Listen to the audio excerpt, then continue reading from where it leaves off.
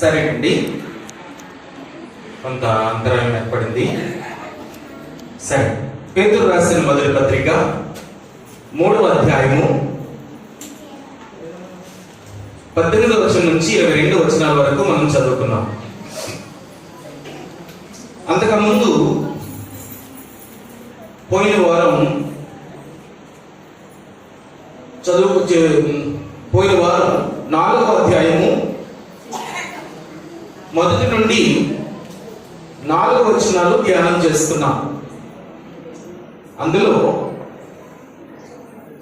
దేవుడు లేని అన్యజనులు ఎలాగో ప్రవర్తిస్తారో అలాగూ క్రైస్తవులు ప్రవర్తించడానికి వీలు లేదు అనే విషయాన్ని మనం చెప్పుకున్నాం. దేవుని ఇష్టం నెరవేరిస్తే దేవుని నీతిని నెరవేర్చగలవారం అవుతాము. ఆ నీతిని నెరవేర్చడం ద్వారా మనం ఆశీర్వదించబడతామనే విషయాన్ని మనం చెప్పుకున్నాం. మనిషి ఆశ అనగా మనిషి కోరికలను అనుసరించి కాకుండా ఈ పోకిరి చేష్టలు, దురాశలు, మద్యపానము, అల్లరితో కూడిన ఆటపాటలు, త్రాగుబోతు విందులు, చేయదగని విగ్రహ పూజలు, అలాంటి వాటన్నిటి గురించి మనం పోయిన వారం జ్ఞాపకం చేస్తున్నాం. ఈరోజు 18వ వచనం నుంచి 3వ అధ్యాయము 18వ వచనం నుంచి మనం ధ్యానం చేస్తున్నాం. ఏలయనగా మనలను దేవుని యొద్దకు తెచ్చుటకు అనీతిమంతుల కొరకు నీతిమంతుడనే క్రీస్తు శరీర విషయంలో చెప్పబడి, ఆత్మ విషయంలో బ్రతికింపబడి, పాపం విషయంలో ఒక్కసారే శ్రమ పడేను అని వ్రాయబడింది. వీళ్ళారా, దయచేసి ఈ మాటను గమనించాల్సిందని కోరుచున్నాను. పాత నిబంధన గ్రంథములో, ధర్మశాస్త్ర గ్రంథములో మనుషులను పాపముల నుండి విడిపించటానికి, మనుషులను పాపముల నుండి తప్పించటానికి యాజక ధర్మము జరిగేటువంటిది. ఆ యాజక ధర్మంలో యాజకుడు దేవుని మందిరానికి వెళ్ళి ప్రతి ఒక్కరి విషయమై కూడా మొదట తనకు తాను అర్పణలు దేవునికి అర్పించి తను తాను పవిత్రపరచుకొని ఆ తర్వాత ఆ సమాజం కొరకు దేవునికి అర్పణ అర్పించినట్లుగా మనం దేవుని వాక్యంలో చూస్తాం. ఇక్కడ అలాగూ కాదు, మనము దేవుని యొద్దకు తేవటానికి అనీతిమంతులమైన మన కొరకు నీతిమంతుడైన క్రీస్తు శరీర విషయంలో చంపబడ్డాడు. శరీర విషయంలో చంపబడి, ఆత్మ విషయంలో బ్రతికింపబడి, పాపముల విషయమై ఒక్కసారి శ్రమపడ్డాడు.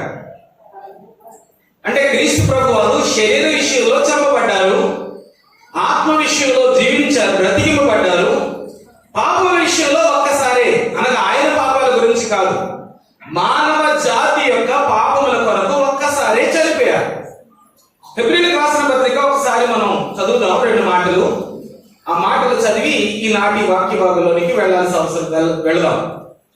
హెబ్రీయులకు రాసిన పత్రిక దయచేసి చూడండి, 7వ అధ్యాయంలో మెల్కీసెదెకు యొక్క యాజక ధర్మాల గురించి, క్రమముల గురించి రాయబడింది. అందులో మెల్కీసెదెకు యొక్క క్రమాన్ని బట్టి 7వ అధ్యాయము 22వ వాక్యం, గనుక ఆయన మరి శ్రేష్టమైన నిబంధనకు పోటు కాపాయను, వారైతే ప్రమాణం లేకుండా యాజకులవుదురు గాని ఈయన నీవు నిరంతరము యాజకుడు అయి ఉన్నావని ప్రభువు ప్రమాణం చేసెను, ఆయన పశ్చాత్తాపపడడు అనే విషయాన్ని చదువుతాం. 25వ వచనం, ఈయన తన ద్వారా దేవుని యొద్దకు వచ్చి వారి పక్షమున విజ్ఞాపన చేయుటకు నిరంతరము జీవించుచున్నాడు, కనుక వారిని సంపూర్ణంగా రక్షించుటకు సమర్థుడై ఉన్నాడు, సత్యవంతుడై ఉన్నాడు. 26వ వచనం, పవిత్రుడును నిర్దోషియు నిష్కల్మషుడును పాపులలో చేరక ప్రత్యేకముగా ఉన్నవాడును ఆకాశ మండలము కంటే మిక్కిలి హెచ్చైన వాడునైన అట్టి ప్రధాన యాజకుడు మనకు సరిపోయినవాడు. ధర్మశాస్త్రము బలహీనత గల మనుషులను యాజకులుగా నియమించును గాని ధర్మశాస్త్రమునకు తరువాత వచ్చిన ప్రమాణపూర్వకమైన వాక్యము నిరంతరము సంపూర్ణ సిద్ధి పొందిన కుమారుని నియమించను గనుక ఈయన ప్రధాన యాజకుడు అనే మొదట తన సొంత పాపముల కొరకు తరువాత ప్రజల పాపముల కొరకు దినదినము బలులు అర్పించవలసిన అవసరం అవసరం గలవాడు కాదు. తన్ను తాను అర్పించుకున్నప్పుడు ఒక్కసారి ఈ పని చేసి ముగించెను. ఇక్కడ ఈ మాటలు రాయబడినటువంటి సంగతి ఏంటంటే, ప్రధాన యాజకుడు ధర్మశాస్త్రము బలహీనత కలిగినటువంటి మనుషులను యాజకులుగా నియమించేదట పాత నిబంధన గ్రంథం. అందుచేత వాళ్ళు ఏం చేసేవారంటే, మొదటి వారి పాపముల కొరకు, ఆ తర్వాత ప్రజల యొక్క పాపముల కొరకు ప్రతిదినము బలులు అర్పించవలసిన వారై ఉన్నారు. కానీ ఈ ప్రధాన యాజకుడు ప్రభువైన యేసుక్రీస్తు అలాంటి వాడు కాడు. ఒక్కసారి మానవ జాతి కొరకు ఈ పని చేసి ముగించారు అని చెప్పబడింది. అంతేకాకుండా 9వ అధ్యాయము 12వ వచనంలో మేకల యొక్కయు కోడెల యొక్కయు రక్తముతో కాక తన స్వరక్తముతో ఒక్కసారి పరిశుద్ధ స్థలములో ప్రవేశించెను అని వ్రాయబడింది. ఒక్కసారి పరిశుద్ధ స్థలములో ప్రవేశించెను. ఏలైనగా మేకల యొక్కయు ఎడ్ల యొక్కయు రక్తము మైలపడిన వారి మీద ఆవుదూడ కూడా చల్లుటయు శరీర శుద్ధి కలుగుటకు వారిని పరిశుద్ధపరచిన యెడల నిత్యులకు ఆత్మ ద్వారా తను తాను దేవునికి నిర్దోషులుగా అప్పగించుకొనిన క్రీస్తు యొక్క రక్తము నిర్జీవ క్రియలను విడిచి జీవము గల దేవుని సేవించుటకు మీ మనస్సాక్షిని ఎంతో ఎక్కువగా శుద్ధి చేయును. అంటే ప్రభు అయినటువంటి క్రీస్తు వారు తన స్వరక్తము చేత ఒక్కసారి పాపముల కొరకు మరణించారు. ఒక్కసారి మానవ జాతి కొరకు విమోచన చేశారు. అదే విషయాన్ని ఈ వచనాలలో మనం చూస్తున్నాం. పాపముల విషయంలో ఒక్కసారే శ్రమ పడెను అని వ్రాయబడింది.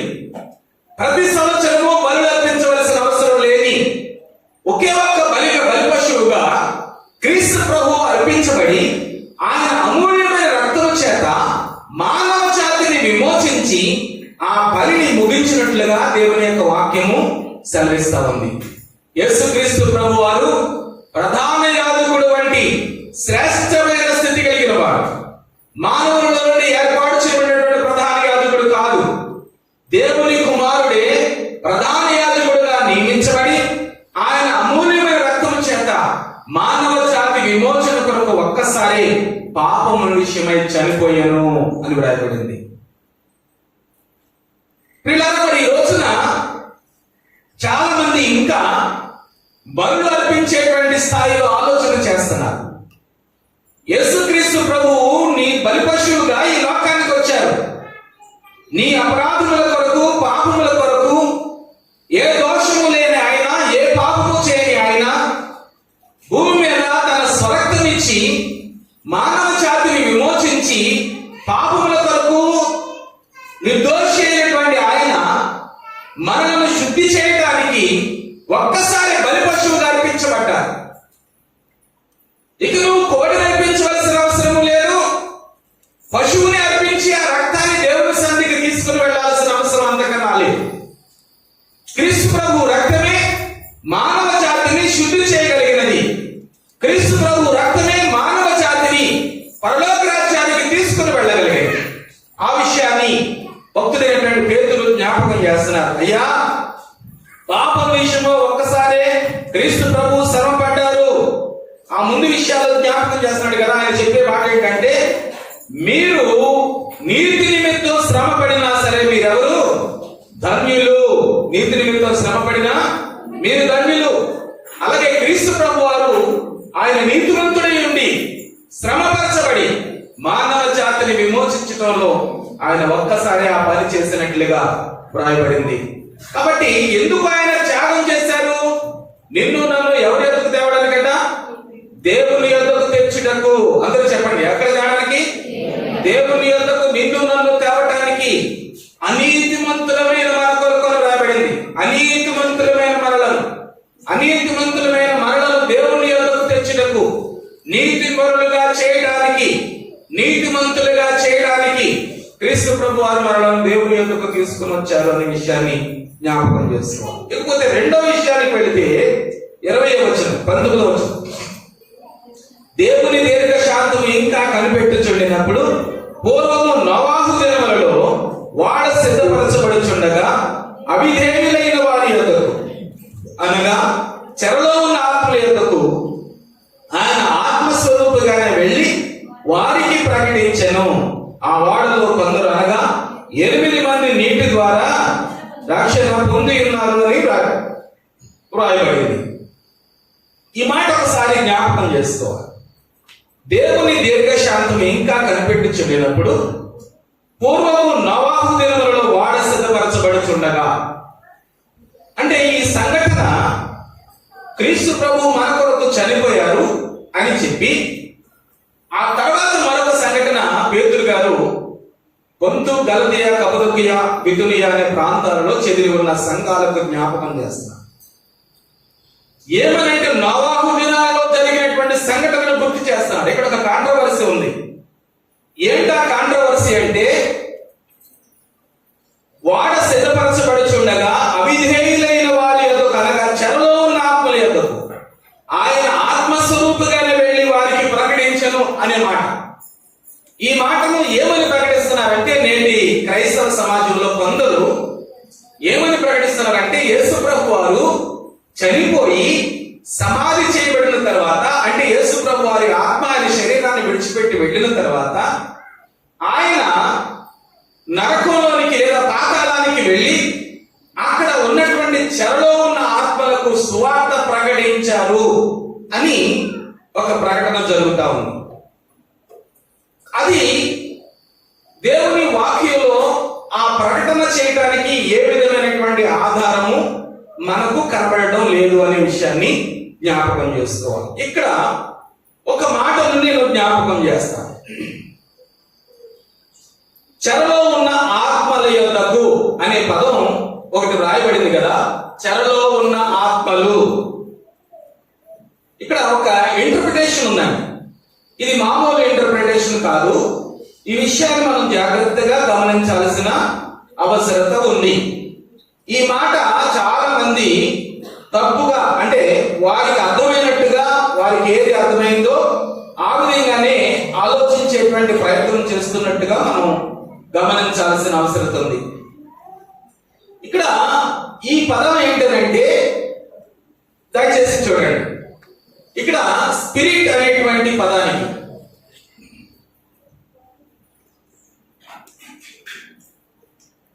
అనే పదానికి 2 గ్రీకు పదాలు వాడబడ్డాయి. ఒకటి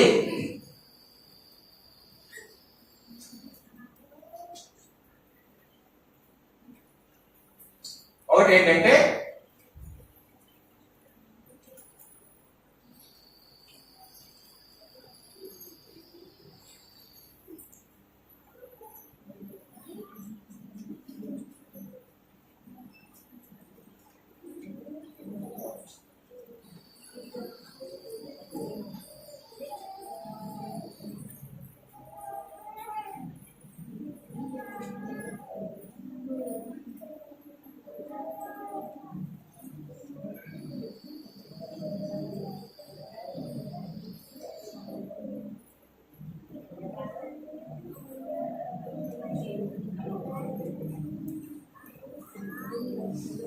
ఇక్కడ న్యూమా అనేటువంటి పదం ఒకటి గ్రీకు పదం. ఈ న్యూమా అనేటువంటి గ్రీకు పదానికి అర్థం ఏమని రాయబడింది అంటే సూపర్ హ్యూమన్ అని రాయబడింది.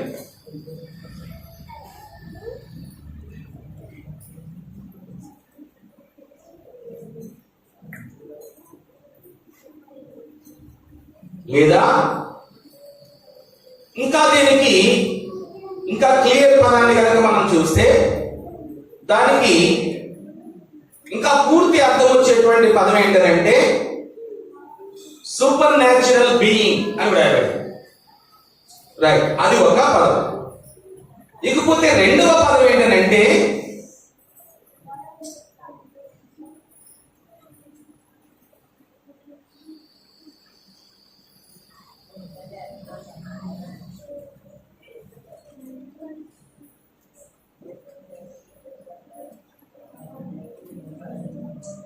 కెరీషో.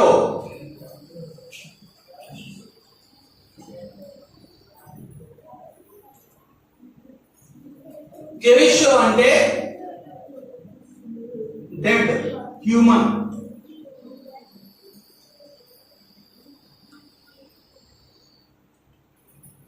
ఇక్కడ రెండు పదాలు రాయబడ్డాయి.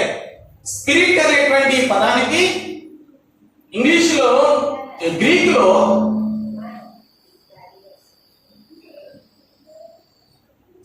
రెండు పదాలు రాయబడ్డాయి. ఒకటి న్యూమా అనేటువంటి ఒక గ్రీకు పదం. ఆ గ్రీకు పదానికి ఏమని రాశారంటే సూపర్ న్యాచురల్ బీయింగ్ అని రాయబడ్డారు.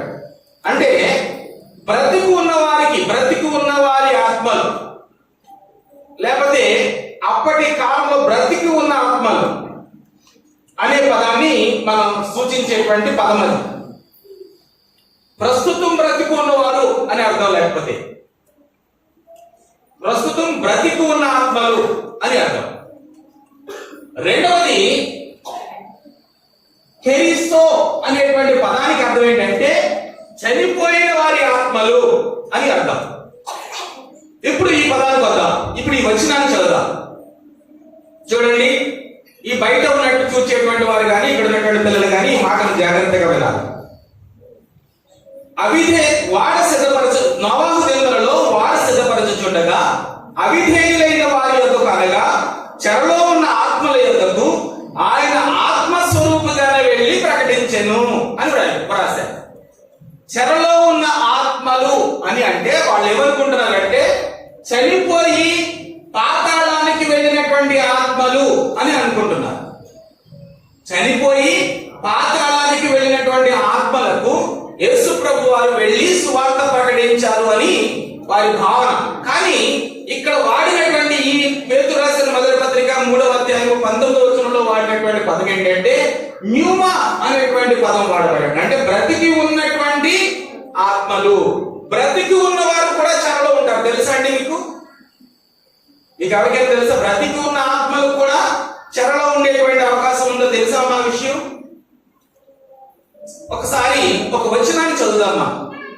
ఇర్మియా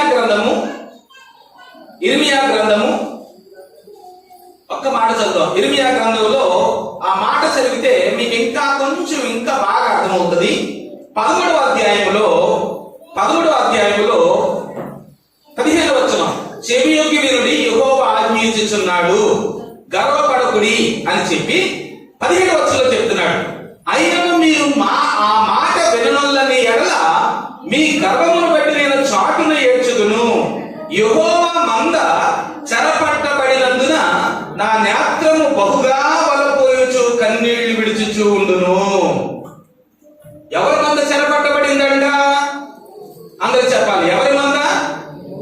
యెహోవా మంద చెరపట్టబడడం. మంద అంటే గొర్రెలు కాదు, మేకలు కాదు, ఎడ్లు కాదు, ఒంటెలు కాదు. దేవుని ప్రజలు చెరపట్టబడ్డారు. దేని చేత? ఇప్పుడు చెరపట్టబడ్డం అనేటువంటి మాటకు అర్థం ఏంటంటే ఒక వ్యక్తి త్రాగుడు తాగుతున్నాడు అనుకోండి, ఆ త్రాగుడు అనేటువంటి చెరలో అతను ఉన్నాడు. అంటే త్రాగుడు అనేటువంటి బానిసత్వం ఆ మనిషిని బంధించేసింది. చెర అంటే బంధించబడుట. ఒక వ్యక్తి వ్యభిచారం చేస్తున్నాడు అనుకోండి, అందులో నుండి బయటకు రాలేడు. ఆ వ్యభిచారం అనేటువంటి కోపము ఆ వ్యక్తిని బంధించేసింది, అంటే చెరలో ఉంచేసింది. ఒక వ్యక్తి ధనాపేక్ష కలిగి ఉన్నాడు, ఆ ధనాపేక్ష చేత ఆ వ్యక్తి బంధించబడ్డాడు. అందుకని ఆ ధనం కోసం ఆ మనిషి హత్యలు చేస్తాడు, మోసం చేస్తాడు, ఇతరులకు హాని తలపెడతాడు. ఏ విధంగా చేస్తాడంటే ధనాన్ని సంపాదించాలనుకుంటాడు తప్ప నీతిగా సంపాదించాలని ఆలోచన చేయడు. అంటే ధనము అతన్ని బంధించి చెరలో ఉంచింది. అంటే ధనము సంపాదించాలనే కోరిక కానీ, లేకపోతే ధనము చేత బందీ అంటే చెరలో, ధనం అనేటువంటి దాని ద్వారా నువ్వు చెరలో ఉన్నా, పాపం అనే దాని ద్వారా నువ్వు చెరలో ఉన్నా, మోసం అనే దాని ద్వారా నువ్వు చెరలో ఉన్నా, నీ ప్రవర్తన సరి లేకుండా నువ్వు ఏ చెడ్డ ప్రవర్తనకైతే నువ్వు బందీవయ్యావో దాని అన్నిటిని కూడా సాతాను బంధకాలు అని అంటారండి. ఎవరి బంధకాలట? సాతాను బంధకాలు. అంటే సాతాను చెరలో ఉన్నవారు అని అర్థం. సాతాను అంటే ధనం నీతిగా సంపాదించడం, కష్టపడి సంపాదించడం దేవుని చిత్తమైతే ఎలాగైనా సంపాదించడం, మనిషిని చంపైనా సరే, 1 కోటి రూపాయలు తీసుకుని మనిషిని చంపైనా సరే నువ్వు ధనవంతుడు అనేటువంటి అనేటువంటిది సాతాను యొక్క లక్షణం. అందుకే కదా ఈరోజు హత్యలు జరుగుతున్నాయి. కష్టపడి సంపాదించి నువ్వు పోషించుకోవాలని అంటే లేదు లేదు, నువ్వు ఏ పాపం చేసైనా పర్లేదు, నువ్వు ఎలాగోలాగా నీ కడుపు నింపుకోవడమే ముఖ్యమని లోకం చెప్తుంది, సాతాను చెప్తా ఉంది. అంటే దాని అర్థం ఏంటంటే మనిషి దేని చేత బంధించబడడానికి ఆ చెరలోనికి వెళ్ళిపోతున్నాడు అన్నమాట. అందుకని ఈ వచనంలో అన్నాడు, యెహోవా మంద చెరపట్టబడినందున నా కన్నులు బహుగా బలపోయిచున్నవి అని మాట్లాడుతున్నాడు ఇర్మీయా ద్వారా దేవుడు, తండ్రి అయినటువంటి దేవుడు. అంటే ఈ రోజు ఎవరైనా ఏదైనా ఒక బంధకం, పోయిన వారం మనం చెప్పుకున్నాం కదా, పోయిన వారం కొన్ని మాటలు మనం జ్ఞాపకం చేసుకున్నాం. ఏ మాటలు? కొంతమంది మనుషులు దేని చేత బంధకాలు ఉన్నారని చెప్పుకున్నాం. మనం కొన్ని మాటలు చెప్పుకున్నాం కదా. దేని చేత? పోకిరి చేష్టల చేత, దురాశల చేత, మద్యపానము చేత, అల్లరితో కూడిన ఆటపాటల చేత, త్రాగుబోతు విందుల చేత. అంటే వీళ్ళందరూ వాటి చేత పట్టుబడ్డాడు, చెరలో ఉన్నారు. వారు చెరలో ఉన్నారు, బంధకాలు ఉన్నారు. అవి వారికి బంధకాలు. దేవుని దగ్గరికి రాకుండా పోకిరి చేష్టలు ఆటంకపరుస్తాయి. దేవుని యొద్దకు రాకుండా దురాశలు ఆటంకపరుస్తాయి. దేవుని యొద్దకు రాకుండా మద్యపానం వారిని బంధించేస్తుంది. దేవుని యొద్దకు రాకుండా అల్లరితో కూడిన ఆటపాటలు వారిని బంధిస్తాయి. త్రాగుబోతు విందులు వారిని దేవుని చెంతకు రాకుండా అడ్డుకుంటాయి. దానిని చెలాలన్నాడు. కాబట్టి వీళ్ళు ఏమయ్యారంటే పూర్వము నోవాహు దినములలో అనగా వాడ సిద్ధపరచబడుచుండగా అవిధేయులైన వారి యొద్దకు అనగా చెరలో ఉన్న ఆత్మల యొద్దకు, చెర అనగా నోవాహు దినాలు ఆ మాట చెప్పాడు. ఇక్కడ చెప్పారు కదా, ఇది అక్కడ వాడినటువంటి పదం. ఇది తిమోతి పేతురు రాసిన పత్రికలో 3:19 వాడబడినటువంటి పదం ఇది.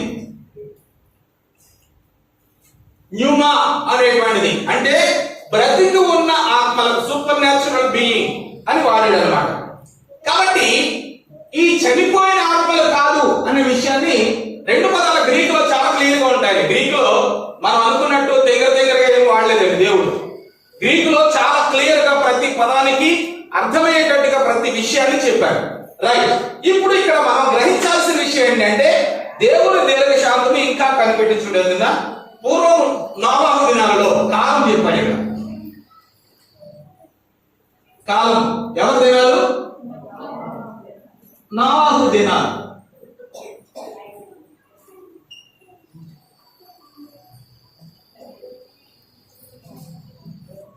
నోవాహు దినములు. నోవాహు దినం. అప్పుడు ఆయన ఏం చేస్తున్నాడు? వాడ సిద్ధపరుస్తున్నాడు.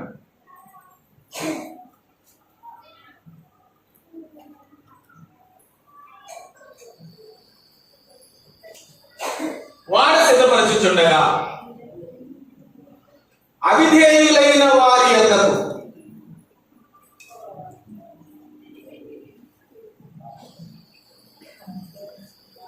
ఎవరి యొద్దకు? వినాలి, చూడాలి. అవిధేయులైన వారి యొద్దకు.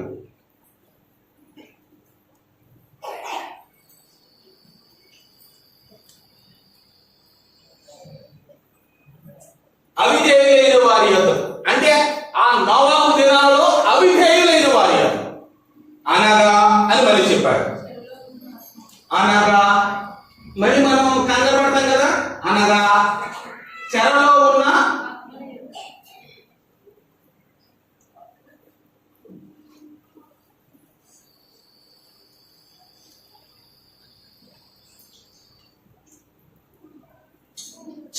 ఉన్న ఆత్మల యొద్దకు. ఇప్పుడు చెప్పండి, చెర అంటే దీని అర్థం ఏంటి? వాళ్ళు ఎలాంటి చెరలో ఉన్నారు? నోవాహు కాలంలో ప్రజలు ఎలాంటి చెరలో ఉన్నారు తెలుసా? ఒకసారి 6వ అధ్యాయానికి వెళ్దాం. చూడండి, ఆదికాండము 6వ అధ్యాయానికి వెళ్దాం.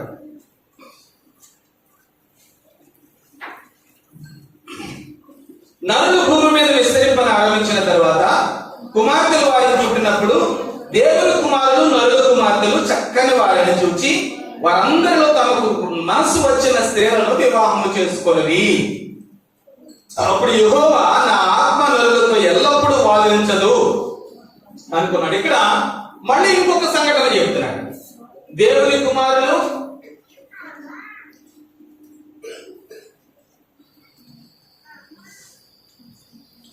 తర్వాత నరుల కుమార్తెలు.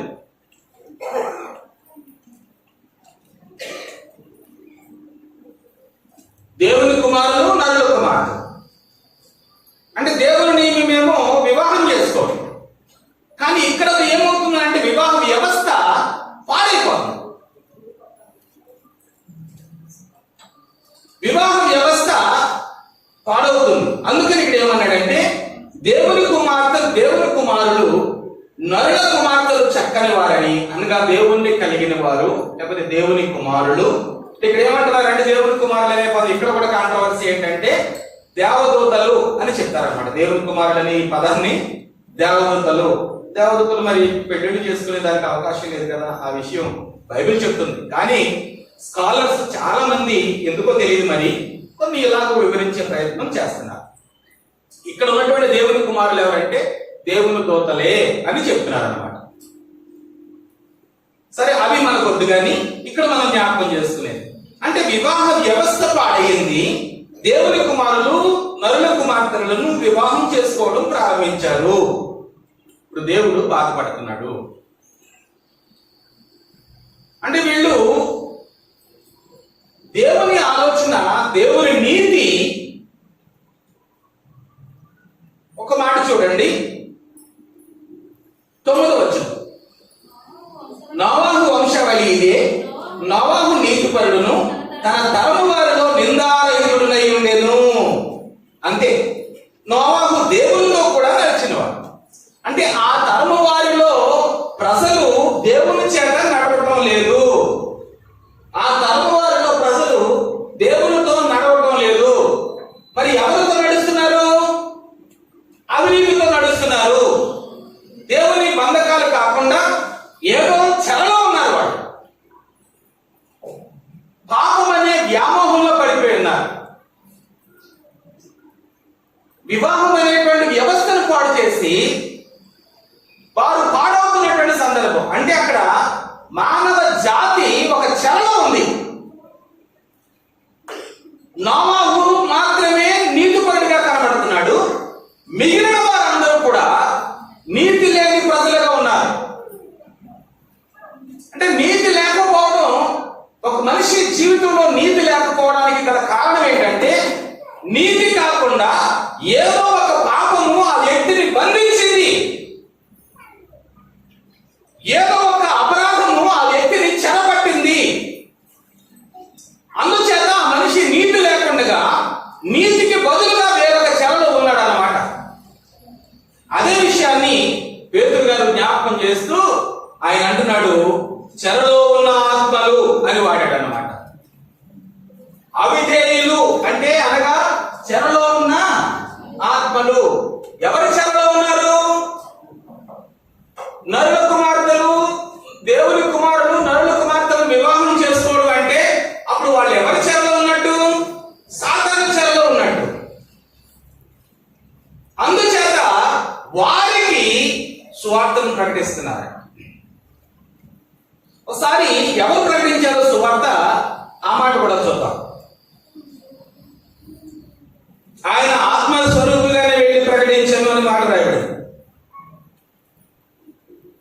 అవిధేయుల వారి ఎందుకు, చెరలో ఉన్న ఆత్మల ఎందుకు ఆయన ఆత్మస్వరూపుగానే వెళ్ళి ప్రకటించను. ఎవరు ఆత్మస్వరూపుగా వెళ్ళి ప్రకటించారు? 2వ పేతురు రాసిన పత్రిక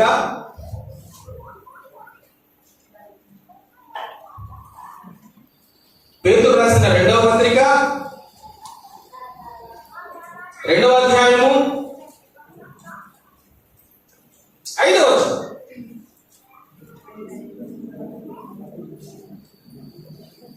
ఆయన పూర్వకాలమందున్న లోకమును విడిచిపెట్టక భక్తిహీనుల సమూహం మీదకి జలప్రళయం రప్పించినప్పుడు నీతిని ప్రకటించిన నోవాహు. దేని ప్రకటిస్తున్నాడు? నీతిని ప్రకటించిన నోవాహు. నోవాహు ఆ దినాల్లో ఎవరు ప్రకటించారట? ఎవరు ప్రకటించారు? నోవాహు ప్రకటించారు. ఇక్కడ మరొక మాట రాయబడింది, చెరలో ఉన్న ఆత్మల ఎందుకు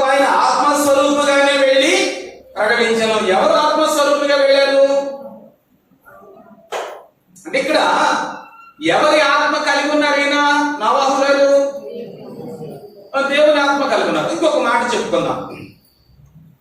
యేసు ప్రభు వారు సువార్త ప్రకటిస్తున్నారు. ఏమని ప్రకటిస్తున్నారు?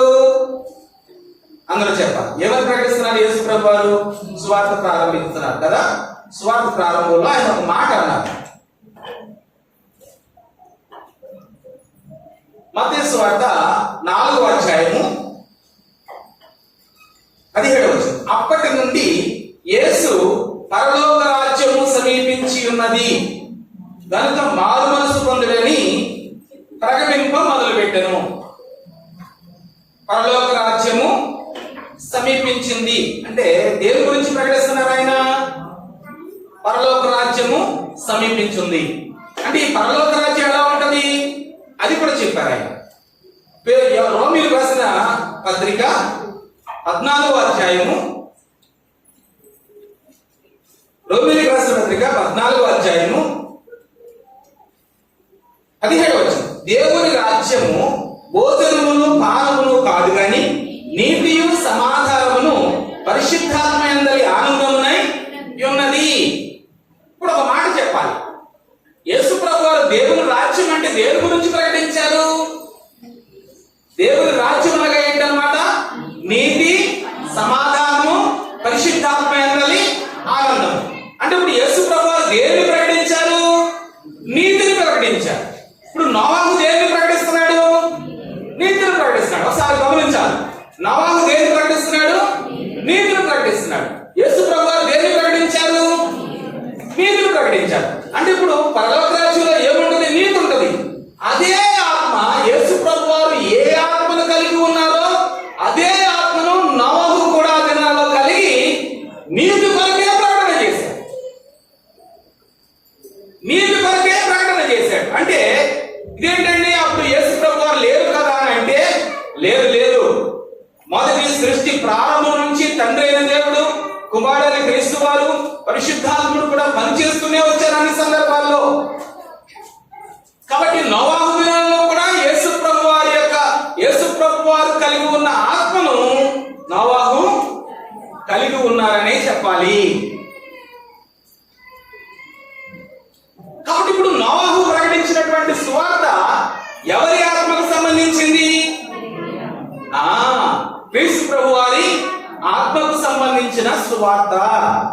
ఏ నీతినైతే ఆయన ప్రకటిస్తున్నారో, ఏ నీతి గురించి అయితే యేసు క్రీస్తు ప్రభు వారు పరితపిస్తున్నారో, ఏ నీతినైతే ఈ భూమి మీద స్థాపించాలనుకున్నారో అదే నీతిని నోవాహు దినాల్లో నోవాహు కూడా ప్రకటన చేశాడు. అప్పుడు ఆ వాక్యం వినినటువంటి వారు ఎంతమంది రక్షణ పొందారంటే 8 మంది రక్షణ పొందారు.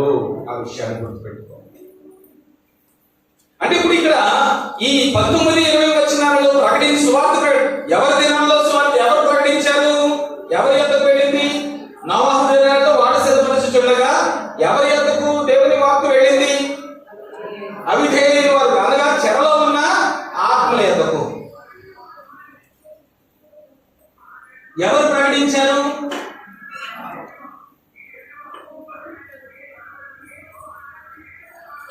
ప్రకటించిన వారు ఎవరండి? నోవాహు.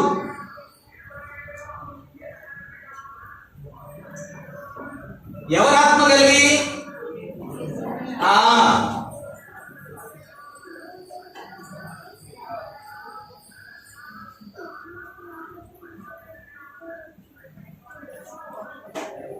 దేవుని ఆత్మ కలిగి ప్రకటించాడు. దేవుని ఆత్మ లేకుండా నోవాహు చేయలేడు కదా పని. ఆయన ఆత్మస్వరూపుగానే వెళ్ళి ప్రకటించను. అంటే ఇక్కడ కాంట్రవర్సీ ఏంటంటే యేసు ప్రభు వారు ఇక్కడ చెరలో ఉన్న ఆత్మలు అనే మాటకు అర్థం అని ఏమనుకుంటున్నారంటే, చెరలో ఉన్న ఆత్మలు అంటే యేసు ప్రభు వారు చనిపోయి ఆయన శరీరాన్ని విడిచిపెట్టి వెళ్ళిపోయిన తర్వాత 3వ రోజున తిరిగి లేచే వరకు కూడా యేసు ప్రభు వారు నరకంలోనికి వెళ్ళి అక్కడ సువార్త ప్రకటించారని చెప్తారన్నమాట. కానీ ఇక్కడ బైబిల్ అలా చెప్పడం లేదు. బైబిల్ వేరే విధంగా చెప్తా ఉంది. ఇక్కడ నోవాహు దినాల్లో జరిగిన సంఘటన మాత్రమే దేవుడు సెలవిస్తా ఉన్నారు. అంటే గలిబిలి చేసేటువంటి బాధలు చాలా ఉన్నాయి, అందులో ఇది కూడా ఒక బాధ. కాబట్టి మనం గలిబిలి అవ్వాల్సిన అవసరం లేదు. ఇక్కడ చాలా క్లియర్ గా చెప్పాడు. చెరపట్టబడటం అంటే అపవాది చేత ఏదో చెడు వ్యసనంలో బంధింపబడటం, దేవుని నీతి కానిది ఏదో అనుసరించటం. ఇప్పుడు వారికి సువార్త ప్రకటించడం అంటే ఎవరు ప్రకటించారు? నోవాహు ప్రకటించాడు. ఎవరి ద్వారా ప్రకటించాడు? దేవుని ఆత్మ కలిగి ప్రకటించాడు. దేవుడే కదా. నోవాహుకు సువార్త ప్రకటించింది ఎవరు?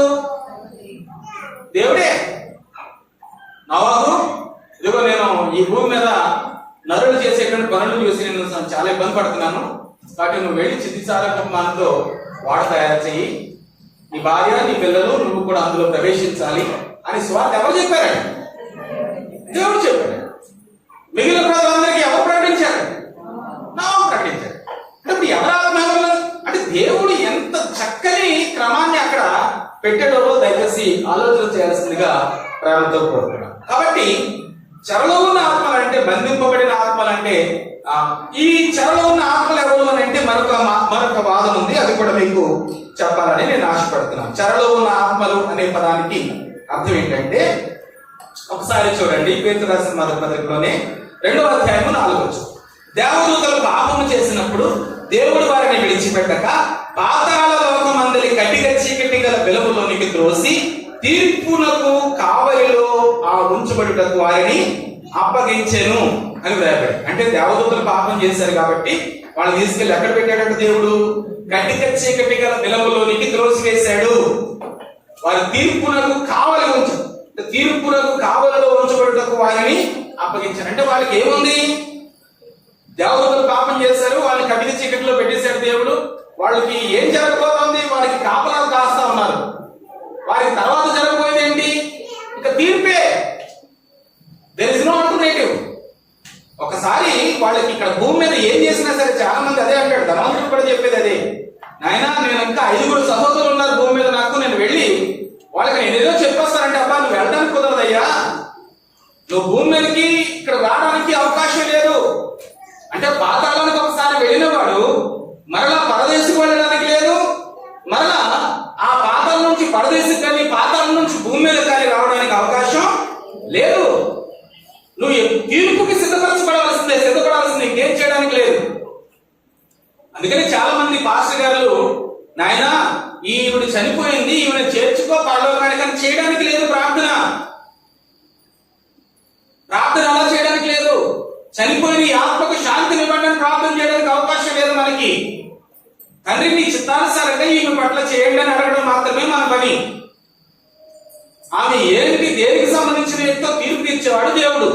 చేర్చుకునేననే హక్కు మనకు లేదు. కారణం ఏంటంటే ఎవరి క్రియలు వారి వెంట వెళ్ళిపోతాయి. బ్రతికి ఉన్నప్పుడు నువ్వేం చేసినా, మంచి చేసావా, చెడ్డ చేసావా, బూతులాడేవా, లేదా గొప్పగా నడిచావా, లేదా గొప్పగా నటించావా, ఏదైనా సరే బ్రతుకున్నప్పుడే. చనిపోయిన తర్వాత ఇంకేం చేయడానికి లేదు, అయిపోయిందంతా. ఇంకా అప్పుడు జరగబోయేది ఏంటంటే తీర్పే. ఆ తీర్పు కోసం కావల్లో ఉంచబడతాం. అలాగే దేవదూతలు కూడా పాపం చేసినప్పుడు దేవుడు వీళ్ళని తీసుకెళ్లి కటికమైనటువంటి చీకటి గల వెలుగులోకి త్రోసివేసి వారిని తీర్పుకు కావలిలో ఉంచాడు. యూదా రాసిన పత్రిక 6-7 వచనాలు ఒకసారి చెప్తాం. యూదా రాసిన పత్రిక 6-7 వచనాలు. మరియు తమ ప్రధానత్వం నిలుపు కనుక తమ నివాస స్థలం విడిచిన దేవదూతలను మహాదినములో జరుగు తీర్పు కొరకు కటిక చీకటిలో నిత్య పాశములతో ఆయన బంధించి భద్రము చేసెను. దేని కొరకు అక్కడ భద్రం చేశాడని చెప్తున్నారు? మహాదినమున జరుగు తీర్పు వరకు. మహాదినం ఒకటి ఉంది, ప్రభు రాకడ సమయంలో జరగబోయే తీర్పు దినం ఒకటి ఉంది. అది మహాశ్రమ దినం, మహాదినం అని రాశాడు. మహాదినమున జరుగు తీర్పు. దేవుని క్రీస్తు ప్రభు వారి యొక్క రాకడ సమయంలో దాన్ని మహాదినం అని అన్నాడు. ఆ మహాదినమున జరుగు తీర్పు కొరకు ఆ దేవదూతలు చేసిన పాపములో ప్రధానత్వం నిలుపుకొనక తమ నివాస స్థలం విడిచినటువంటి దేవదూతలను అక్కడ బంధించి ఉంచాడట మహోన్నతుడైనటువంటి దేవుడు.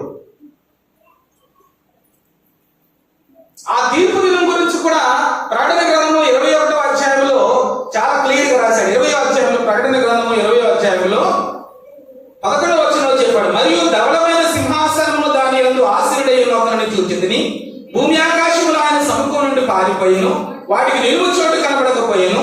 మరియు గొప్పవారేమి కొద్దివారేమి మృతులైన వారందరూ ఆ సింహాసనం ఎదుట నిలువబడి ఉండుట చూచితిని. అప్పుడు గ్రంథములు వేపబడెను, మరియు జీవ గ్రంథమును వేరొక గ్రంథమును వేపబడెను. ఆ గ్రంథములు ఎందుకు రాయబడి ఉన్న వాటిని బట్టి తమ తమ క్రియలు చొప్పున మృతులు తీర్పు పొందిరి. తమ తమ క్రియలు చొప్పున వారు తీర్పు పొందుతారు. మహాదినమున అందరూ పోగు చేయబడతారు దేవుని సింహాసనం ఎదుట. 11వ వచనం అన్నాడు, సముద్రము తనలో ఉన్న మృతులను అప్పగించును, మరణము పాతాళలోకమును వాటి వశమునున్న మృతులను అప్పగించను. వారిలో ప్రతివాడు తన తన క్రియల చొప్పున తీర్పు పొందెను. క్రియలను బట్టి తీర్పు తీర్చేవాడు తండ్రి, అంతే.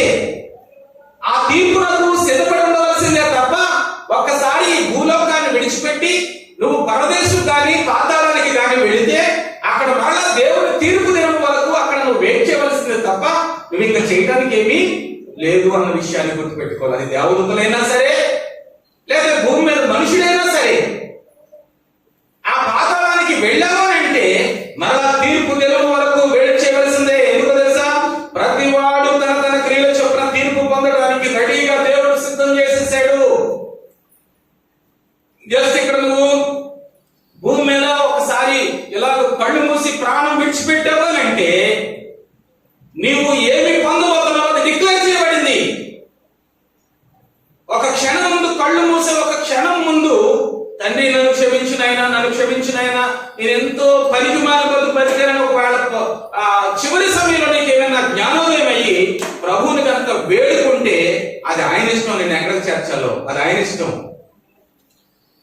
అంటే కళ్ళు చనిపోతావు, నువ్వు కళ్ళు మూతలు పడిపోతాయి, నీ మైండ్ ఏదో పని చేస్తుంది, నీ చలనం లేదు, చేతులు కానీ కాళ్ళు కానీ ఏమీ కదలడం లేదు, నీ మైండ్ మాత్రం పని చేస్తుంది, మాట రావడం లేదు. అలాంటి సమయంలో నువ్వు దేవునికి ప్రార్థన చేస్తున్నావు, తండ్రి నేను ఇంకొక కొన్ని నిమిషాలు చనిపోతున్నాను నాయన, నేను తెలుసో తెలియకో ఏదో పొరపాటు చేశాను, నా బ్రతుకులో పనికిమాలిన జీవితం ఉంది, నన్ను క్షమించు నాయన, ఈ రాజ్యంలో నన్ను జ్ఞాపకం చేసుకోను వాళ్ళ ప్రభువుని అడిగితే అప్పుడు ఆయన కళ్ళు మూసుకున్న తర్వాత నువ్వు చేసిన ప్రార్థన బట్టి తీర్పు తీర్చేవాడు ఆయన. కాబట్టి అది మానేసి అబ్బే చనిపోయిన తర్వాత కూడా మేము ఇక్కడ బాప్తిస్మా తీసుకుంటాం, తల్లిదండ్రుల కోసం చచ్చిపోయిన వాడి కోసం, చనిపోయిన వాడి కోసం ఇక్కడ పెద్ద పెద్ద పూజలు చేస్తాం, చనిపోయిన వాడి కోసం ఇక్కడ పెద్ద పెద్ద ప్రార్థనలు పెడతాం అంటే చదవదు, దేవుడు అంగీకరించడు. ఒక్కసారి నువ్వు కళ్ళు మూసావంటే నువ్వు ఇంతవరకు ఎలాంటి బ్రతుకు బ్రతికావో, ఎలాంటి అబద్ధమైన జీవితం జీవించావో, ఎలాంటి దేవునికి విరోధమైన బ్రతుకును బ్రతికావో అవన్నీ లెక్కించబడతాయి.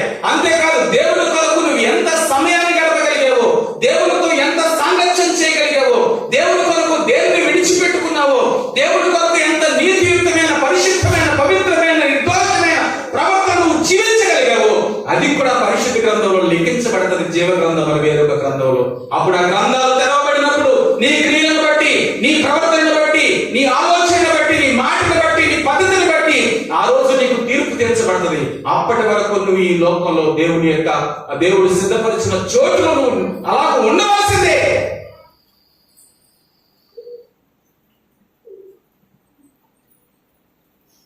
మనకేం అర్థం కాక అబ్బో ఇంకా ఏదో భూమి మీద నేను ఇంకా ఏదో వెలగబెడతాను అనుకుని ఎవరికి నచ్చినట్టుగా వారు జీవించుకుని వెళ్ళిపోతున్నారు. అమ్మ నువ్వు చేసే ప్రతి క్రియ ఆ గ్రంథంలో రాయబడుతుంది, నువ్వు మాట్లాడే ప్రతి మాట గ్రంథంలో రాయబడుతుంది, నువ్వు చేసే ప్రతి క్రియ, ప్రతి తలంపు, ప్రతి ఆలోచన ఆ గ్రంథంలో రాయబడుతుంది. ఒక్కసారి నీ తలంపులు, నీ చెడు తలంపులు, నీ చెడు ఆలోచనలు, నీ చెడు చూపులు, నీ చెడు ప్రవర్తన ఆ గ్రంథంలో రాయబడిందని అంటే ఒక్కసారి రాయబడితే దాన్ని చెరిపేవాడు ఎప్పుడూ లేడు. నీ చివరి క్షణంలోపు ఒకవేళ ప్రభు దగ్గర నువ్వు పశ్చాత్తాప పడగలిగితే ఆ దేవుడు మాత్రమే దాన్ని చెరపగలిగిన సామర్థ్యం కలిగిన వాడు, క్షమించగలిగిన.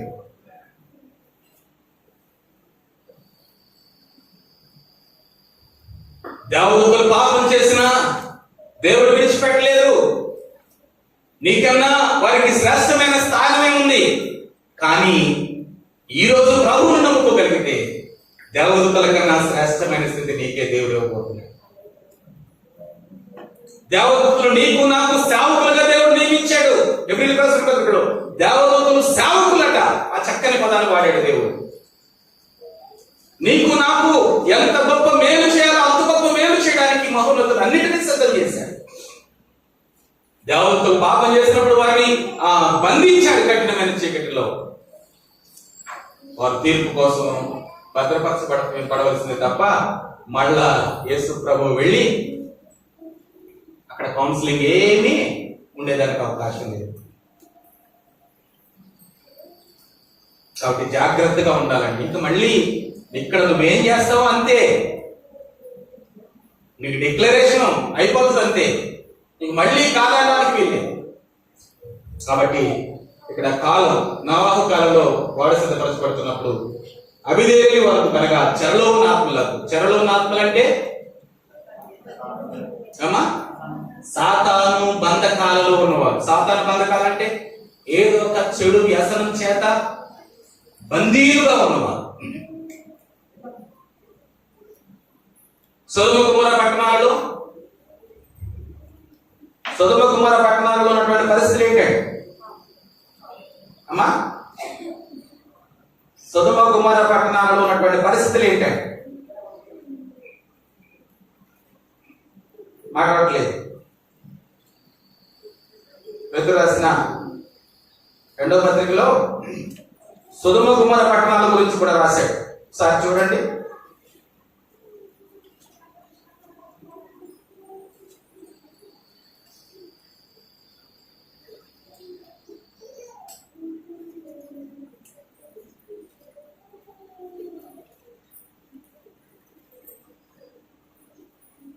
ఆరో వచనం చదవండి. 6వ వచనం.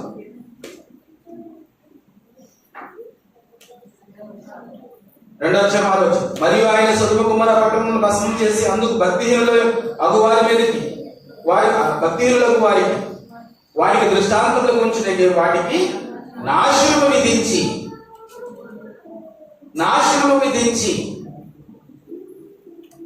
దుర్మార్గుల కామ వికారమైన నడువడి చేత బహుబాధపడే నీతిమంతులకు లోతును తప్పించెను.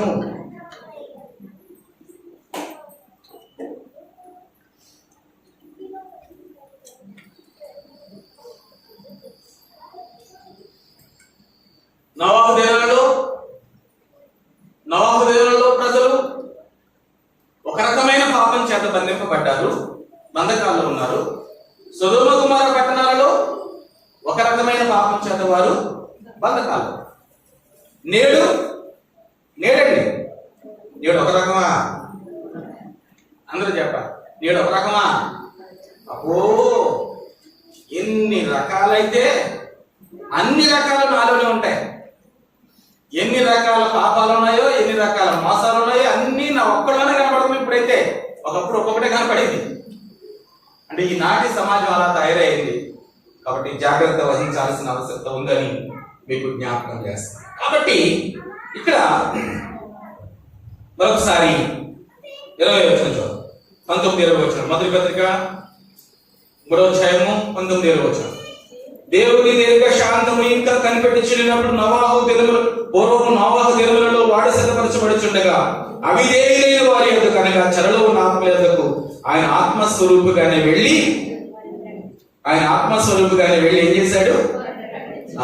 సువార్త ప్రకటించును. ఆ వాడలో కొందరు అనగా 8 మంది నీటి ద్వారా రక్షణ పొందిరి. ఆ వాడలో ఎంతమంది రక్షణ పొందారంటండి? 8 మంది. అనగా ఆ సమాజానికి సువార్త ప్రకటిస్తే అక్కడ ఇంకా క్లియర్ గా చెప్పేశాడు ఎంతమంది రక్షణ ప్రకటించిన నోవాహు ఎంతమంది రక్షణ పొందారు? 8 మంది. అంటే 8 మంది రక్షణ పొందేశారు. మరి ఇప్పుడు చెరలో ఉన్నారు ఆత్మలంటే చెరలోకి యేసు ప్రభు వారు వెళ్ళి పొందారనుకో, స్వార్థ ప్రకటించారనుకో, ఎంతమంది రక్షణ పొందారు చెప్పాలి కదా. మరి ఇక్కడ చెప్పలేదు. అంటే ఆ పాతాళానికి వెళ్ళి లేదా నరకానికి వెళ్ళి యేసు ప్రభు స్వార్థ ప్రకటించలేదు. నోవాహు దినాల్లో జరిగిన సంఘటన ఇక్కడ జ్ఞాపకం చేస్తున్నారు. కాబట్టి 8 మంది రక్షణ పొందారు. దానికి సాదృశ్యమైన బాప్తిస్మము ఇప్పుడు మిమ్మల్ని రక్షించున్నది. ఇది శరీర మాలిన్యమును తీసివేయుట కాదు కానీ యేసుక్రీస్తు పునరుద్ధానం మూలముగా దేవుని విషయములో నిర్మలమైన మనస్సాక్షి ఇచ్చు ప్రత్యుత్తరమే అని మాట్లాడాడు. కాబట్టి దానికి సాదృశ్యమైన ఆనాడు బంధకాల్లో ఉన్నటువంటి వారి దగ్గరికి దేవుడు నోవహు ద్వారా సువార్తలను ప్రకటిస్తే ఆనాడు యనమండుగురు బాప్తిస్మం పొందినట్టుగా, అనగా వాడు ద్వారా నీటి ద్వారా రక్షణ పొందారు. అలాగే దానికి సాదృశ్యమైనటువంటి బాప్తిస్మము నేడు మిమ్ములను కూడా రక్షించుచున్నది. నేడు మిమ్మును కూడా రక్షించుచున్నది. చాలా మంది ఈ రోజున ఇంకా బాప్తిస్మం పొందకుండా మిగిలి ఉన్నవారు చాలా మంది ఉన్నారండి. అంటే నువ్వు బాప్తిస్మం పొందకపోతే నీకు రక్షణ లేదన్న విషయాన్ని గుర్తుపెట్టుకోవాలి. నువ్వు బంధకాల నుంచి బయటికి రావాలి. బంధకాల నుంచి బయటకు వచ్చి యేసుక్రీస్తు ప్రభు వారు నీ కొరకు చనిపోయాడు. ఆయన తన స్వరక్తం ఇచ్చి సంపాదించాడు నిన్ను. స్వరక్తం ఇచ్చి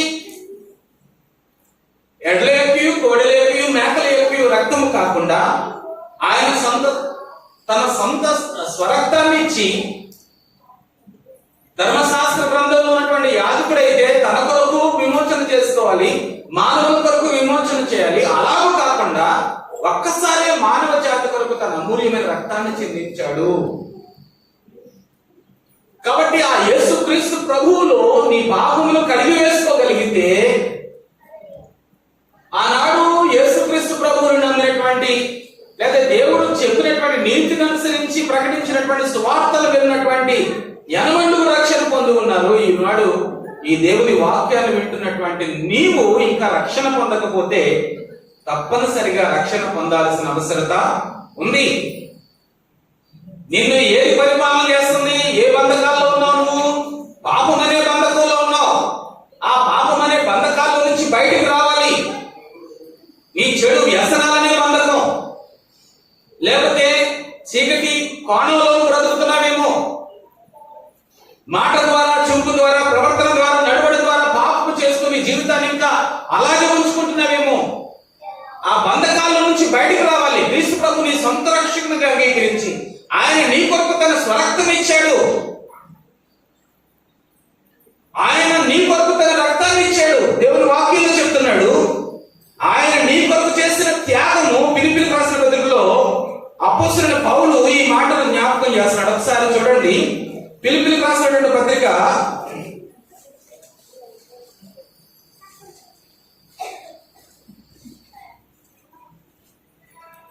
2వ రాసినటువంటి భాగంలో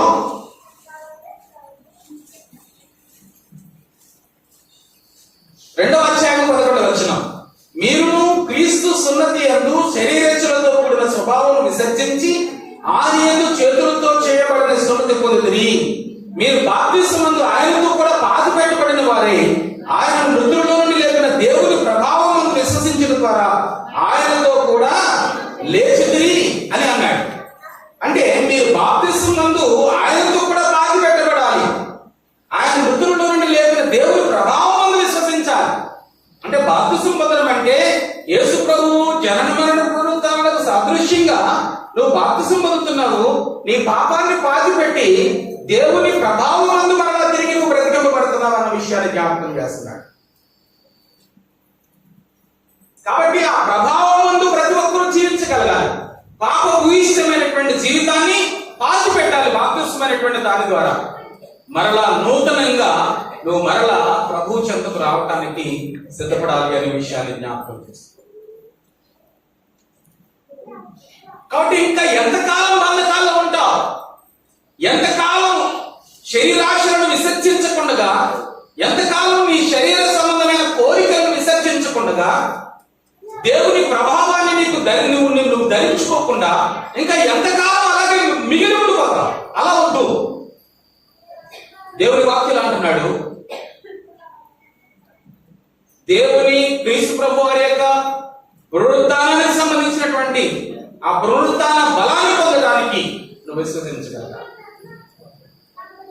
కాబట్టి అనేకమైన విషయాలు బాప్తిసం గురించి మనం మాట్లాడుకునవచ్చును, కానీ ఇప్పుడు సమయం మించుతూ ఉన్న కారణాన్ని బట్టి ఈ మాటలు జ్ఞాపకం చేస్తాం. కాబట్టి ప్రియమైన చెల్లి తమ్ముడు అన్న, బాప్తిసం ఇంకా ఎవరైనా పొందకుండా ఉండట్లయితే దయచేసి ఆలోచించారు. ఆనాడు వాడలో 80 బాప్తిసం పొందారు, వారు రక్షించబడ్డారు. ఈనాడు పాపమనే చెరలో ఉన్న నీవు యేసు ప్రభువుని నీ సొంత రక్షకునిగా అంగీకరించి నమ్మి బాప్తిసం పొందినట్లయితే నీవు రక్షించబడతావు. నమ్మకపోయినట్లయితే నీకు శిక్ష విధించబడుతుంది. ఇంకా మీరు ఎవరైనా బాప్తిసం పొందకుండా ఉండినట్లయితే దయచేసి ఆలోచించండి. క్రీస్తు ప్రభుని మీ సొంత రక్షకునిగా అంగీకరించండి, బాప్తిసం పొందండి, ఆయనలో మీరు జీవించండి, ఆయన ప్రభావాన్ని ధరించుకోనండి, ఆయన పిల్లలుగా ముందుకు సాగండి. ఇది శరీర మాలిన్యమును తీసివేయట కాదు కానీ యేసుక్రీస్తు పునరుత్థానం మూలముగా దేవుని విషయము నిర్మలమైన మనస్సాక్షి ఇచ్చు ప్రత్యుత్తరమే. క్రీస్తు పునరుత్థానానికి ఆ పునరుత్థాన బలమునందు విశ్వసించటమే నిర్మలమైన మనస్సాక్షి ఇచ్చేటువంటి ప్రత్యుత్తరమే అన్నాడు.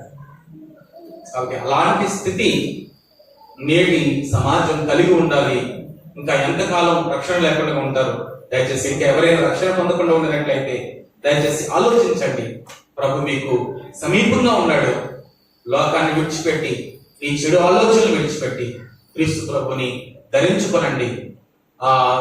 నీ జనన మరణ పునరుత్థానాలకు, క్రీస్తు ప్రభు జనన మరణ పునరుత్థానాలకు సాదృశ్యమైన ఆ బాప్తిస్మాన్ని పొంది రక్షణ పొందండి.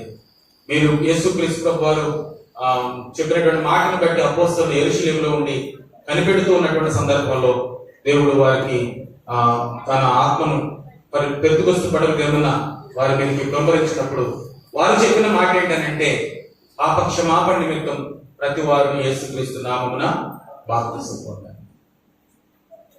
ప్రతి వారు యేసుక్రీస్తు నామమున బాప్తిసం పొందాల్సిందే. అప్పుడు మీరు పరిశుద్ధాత్మను వరమును పొందాలి. కాబట్టి రక్షణ పొందిన వారు ఎవరైనా, బాప్తిసం పొందిన వారు ఎవరైనా ఉంటే దయచేసి ఆలోచించండి, ముందుకు రండి. ప్రభు మిమ్మల్ని అంగీకరిస్తాడు, దేవుడు మిమ్మల్ని జ్ఞాపకం చేస్తాడు. దేవుడి మాటలు మన నిపుణుల్లో పొందుపరచంగా. ఇంకొక శ్రద్ధగా ఉన్నందుకు మీ అందరికీ వందనాలు. ప్రార్థన చేస్తాం. తండ్రి మీకు స్తోత్రం. ఈనాడు ఈ మాటలు వినిపించడానికి మీ కృపను మాకు అనుగ్రహించింది. ధ్యానించడానికి సహాయం చేశారు. ధ్యానించిన మాటలు ఏమైనా లోటులు క్షమించి సహాయం చేయండి. ఈ మాట ద్వారా మేము బలం పొందుకొని మీ కొరకు బలమైన సాధనాలుగా ఆశీర్వదించబడి, దీవించబడి, హెచ్చించబడినట్లు దీవించి మీ చేతులకు అప్పగించుకోవచ్చు. మహిమ, ఘనత, ప్రభావాలు మీకు ఆరోపిస్తాం. యేసుక్రీస్తు వారి శ్రేష్ఠ నామములో ప్రార్థిస్తున్నాము.